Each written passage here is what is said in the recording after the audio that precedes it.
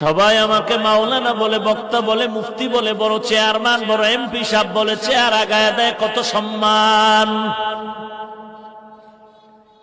কিন্তু আমি যে আল্লাহর আদালতে কত বড় জাহান্নামের আসামি আমার স্ত্রীও জানে না, আমার মা বাবাও জানে না। যদি আমার গুনাহের খবর আমার মা জানতো, আমার মা বলতো তোর মতো সন্তান আমার দরকার নাই, বের হয়ে যা। আল্লাহ বলেন তোর মা বাবা জানে না তুই কত বড় অপরাধী।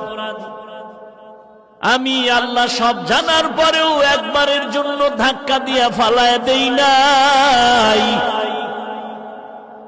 বরং আমি তোরে ডাকি ভোর রাতে, প্রতিদিন আমি তোমাকে ডাক দেই, বান্দা তোমার কি প্রয়োজন?